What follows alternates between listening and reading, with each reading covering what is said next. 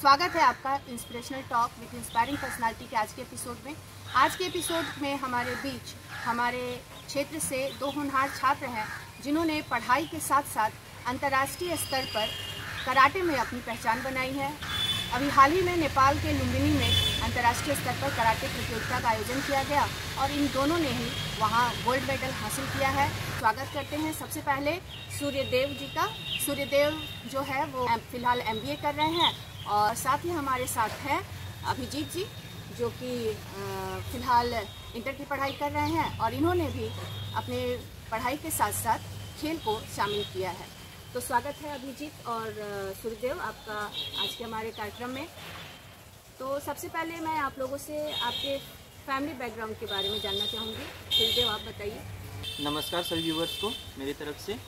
मेरे फैमिली में मेरे पिताजी हैं जिनका नाम श्री सुगलाल प्रसाद है और मेरी माता श्री अहिल्या देवी और मेरे दो भाई हैं सूरज कुमार जो मुझसे बड़े हैं और धनंजय प्रसाद जो मुझसे छोटे हैं। अभिजीत अब आप अपने परिवार के बारे में बताएं। गुड मॉर्निंग, मेरा नाम अभिजीत कुमार सिंह हुआ। मेरे घर पे मेरे फादर। अभिजीत अपने पारिवारिक परिचय देने में अभी असमर्थ है क्योंकि कुछ दिन पहले ही इनके पिताजी का देहांत हुआ है, 3 महीना हुआ है। इनके परिवार में माता जी हैं फिलहाल और अभिजीत है और इन्होंने जो सफलता हासिल की है पहले मैं उसके बारे में जानना चाहूँगी। तो अभिजीत और सूर्यदेव आप अपने शब्द में बताइए कि ऐसी कौन सी सफलता थी जिसके कारण आपका नाम पेपर में भी छपा है और लोगों ने आपको पूरे झारखंड में जाना है। तो हम लोगों ने हाल ही में नेपाल में आयोजित इंटरनेशनल कराटे चैम्पियनशिप में हिस्सा लिया था जिसमें हम लोगों ने झारखंड का प्रतिनिधित्व किया था और उसमें हम लोगों ने गोल्ड मेडल जीता है। मेरा गोल्ड काता में और कुमिते में है ब्रॉन्ज और अभिजीत का। आप बताइए। मेरे कुमिते में गोल्ड और काता में गोल्ड आया है, दोनों चीज़। कुमिते और काता गोल्ड कराटे का आया। ये कराटे का कोई पार्ट है क्या? हाँ। Yes ma'am. काता में होता है कि हम अपना बेसिक उसमें शो करते हैं कि हम क्या सीखे हैं, कैसा हमारा पंच है, कैसा हमारा किक्स है।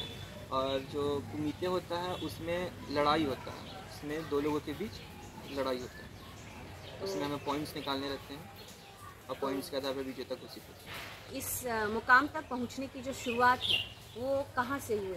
मतलब आप लोगों ने कराटे की शुरुआत कहाँ से की? अभिजीत आप पहले बताइए। वैसे तो मैं 6 साल की उम्र से ही कराटे खेल रहा हूँ और इससे पहले मैं कई district, state, national, international match खेल चुका हूँ। बट मेरा लाइफ का पहला ये इंटरनेशनल मैच ऐसा था कि मेरे फादर मेरे साथ है नहीं। मेरे घर पे क्या था कि मेरे पापा मुझे बोलते थे यार तुम स्पोर्ट्स खेलो, तुमको जिस चीज़ में रुचि है तुम वो चीज़ खेलो, तुम्हें स्टडी में रुचि है तुम वो चीज़ खेलो। जो 6 साल से आपने शुरुआत की वो कहाँ से शुरुआत की? किस जगह पर आपका एडमिशन करवाया? मैं तो नामदा सेंटर से ही खेल रहा हूँ और मैं नामदा सेंटर से ही आगे बढ़ा हूँ और हमारे कोच डॉक्टर प्रदीप सिंह सग्गू, उनका भी बहुत बड़ा योगदान रहा मेरे ऊपर और वो मेरे को बचपन से ही सपोर्ट करते आ रहे हैं और अभी भी सपोर्ट कर रहे हैं। तो आप बताइए सूर्यदेव आपने शुरुआत कब और कैसे की? क्या मैट्रिक दे रहा था तो उस समय पापा बोले कि जाओ कुछ सेल्फ डिफेंस सीखना बहुत ज़रूरी है। तो उस समय मैं उतना अवेयर नहीं था कि कराटे सीखूं और आगे बढ़ूं, पर जब मैं वहाँ गया तो मुझे लगा कि हाँ जीवन में कुछ ऐसा अलग, पढ़ाई और काम तो हो गई, वो तो जीवन का एक पार्ट है। अपने जो हॉबी है उसको अपना पार्ट बनाना चाहिए। तो जब मैं शुरुआती दिनों में मेरा एडमिशन यहाँ गोलमुरी नामदा सेंटर में हुआ और वहीं से मेरा रुचि जगने लगा कराटे में।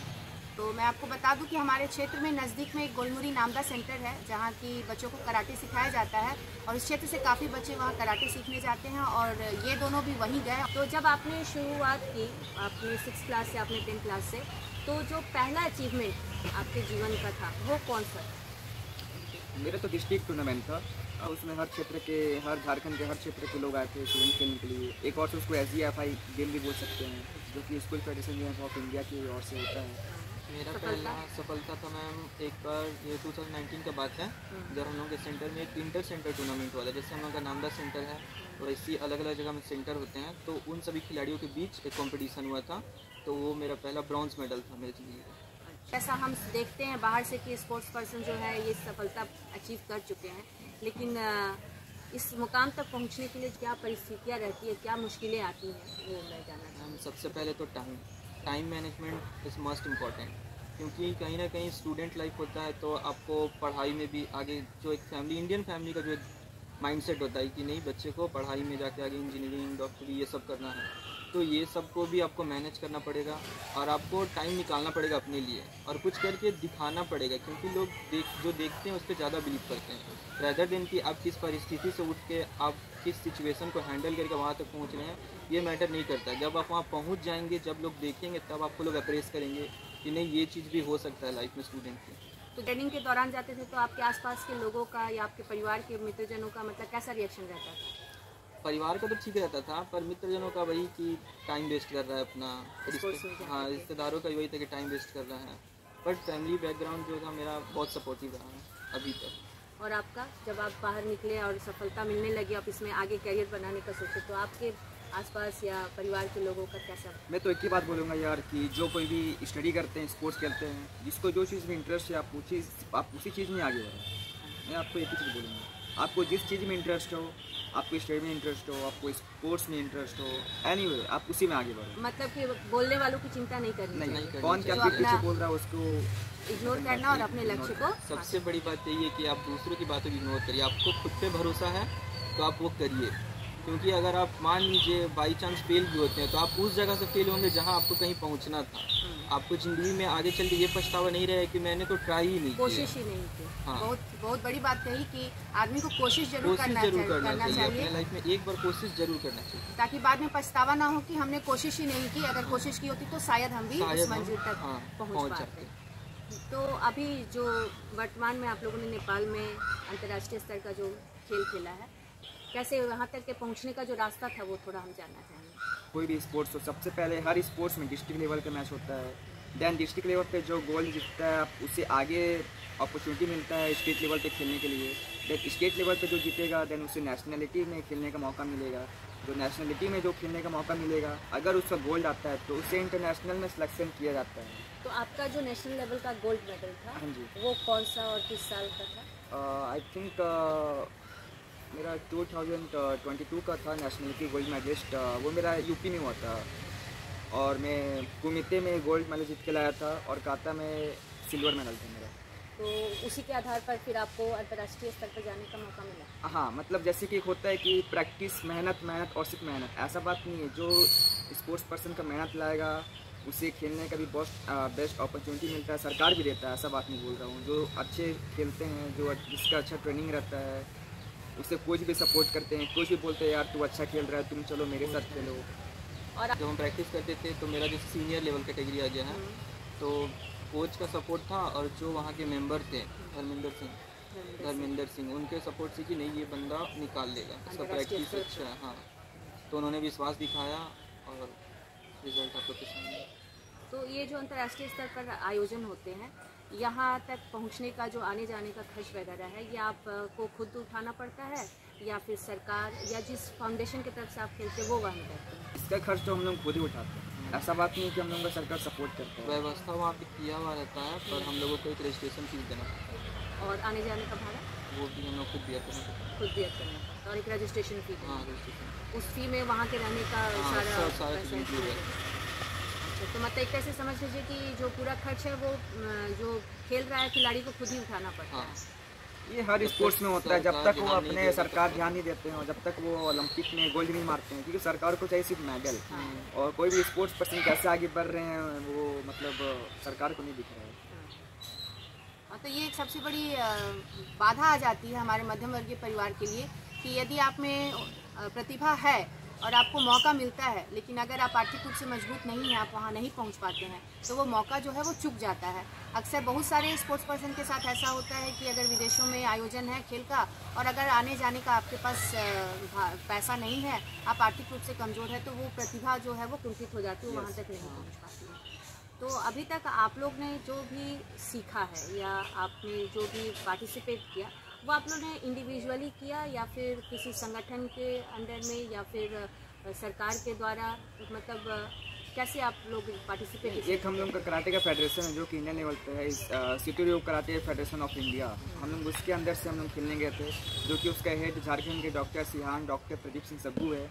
उन्होंने ही हमें सेलेक्ट किया और उन्होंने ही हमें भेजा कि यार तुम लोग जाओ, खेल के आओ और जो होगा देखा जाएगा, निकलेगा नहीं निकलेगा वो भी अच्छा है, आप लोगों को कुछ सीखने को मिलेगा।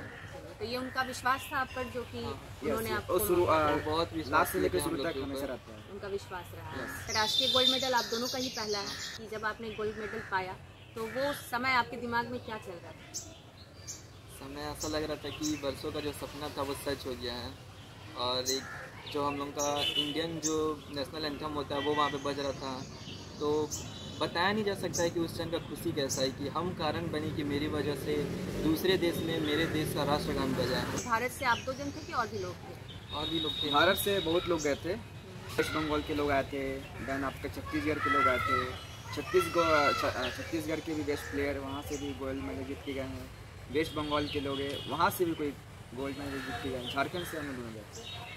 तो ये बहुत बड़ी बात है कि झारखंड का प्रतिनिधित्व करते हुए विदेश में जाना और वहाँ अपने सफलता के कारण अपने देश का राष्ट्रगान का बजना, ये सच में जो अनुभव है इसे शब्दों में बयान नहीं किया जा सकता। ये जीवन भर आदमी के जो सबसे सुखद क्षण होते हैं उसमें वो शामिल हो जाते हैं कि एक ऐसे बच्चे हैं जो कि मध्यम वर्गीय परिवार से हैं और पढ़ाई के साथ साथ स्पोर्ट्स के क्षेत्र में जाना चाहते हैं। तो उनके लिए आपका क्या संदेश होगा, वो कैसे भविष्य के लिए अपनी तैयारी करें? देखिए, पहले तो आप लोग अपना टाइम को बांटिए। पढ़ाई करना है लेकिन वही एक ज़िंदगी है, ये अपना मन से निकाल दीजिए। पढ़ाई एक पार्ट है आपके लाइफ का, वो पूरा लाइफ नहीं है। आप अपने लाइफ में बहुत कुछ अचीव कर सकते हैं, बस आपको अपने ऊपर भरोसा चाहिए। और कभी भी ये मत सोचिए कि मेरे से ये नहीं होगा, होगा, आपसे ही होगा, आप कर सकते हैं। क्योंकि हम लोग भी मिडिल क्लास फैमिली से हैं, तो हम लोग समझ सकते हैं कि आप अभी किस सिचुएशन में हैं। आप सोच रहे होंगे कि नहीं हमको पढ़ाई में आगे निकलना है, लेकिन देखिए जैसे कि मेरा भी वही सिचुएशन था, पर हम साथ में पढ़ाई कंटिन्यू कर रहे हैं। जैसे कि मैम ने आपको स्टार्टिंग में ही बताया, मेरा MBA फाइनल हो चुका है और मैं साथ साथ इंटरनेशनल गोल्ड मेडलिस्ट भी बन चुका हूँ। तो ये आपके सामने एक उदाहरण है, आपके ही बस्ती से मैं हूँ। और मैं एवरी स्पोर्ट्स पर्सन को एक ही रिक्वेस्ट करूँगा कि आप एक सही एसोसिएशन ढूंढो, क्योंकि हर चीज़ का एक सही एसोसिएशन होता है। जैसे कि मैंने सभी लोगों के यहाँ बहुत सारे स्पोर्ट्स पर्सन भी होंगे जो कि खेलते भी थे, आपके स्टूडेंट की मैं बात बता रहा हूँ। सो डैट मैंने उनको भी ये चीज़ बताया कि एक सही एसोसिएशन ढूंढो और उसी एसोसिएशन के माध्यम से आप आगे बढ़ो। ये बहुत सही बात है कि जब आप किसी स्पोर्ट्स में आगे बढ़ना चाहते हैं तो छोटे मोटे क्लब के अंतर्गत खेलने से अच्छा है कि कोई ऐसा संगठन खोजे जो कि आपको आगे बढ़ने का मौका दे, आपकी प्रतिभा को पहचाने, तो जो आपकी मेहनत है वो सही दिशा में जाएगी। तो बहुत बहुत धन्यवाद अभिजीत और सूर्यदेव आपका हमारे कार्यक्रम में शामिल होने के लिए, बच्चों के साथ अपने अनुभव को शेयर करने के लिए। मेरी तरफ से ढेर सारी शुभकामनाएं और मैं चाहूँगी कि आप आगे भी अंतर्राष्ट्रीय स्तर पर देश का नाम इसी तरह से रोशन करते रहें। बहुत धन्यवाद।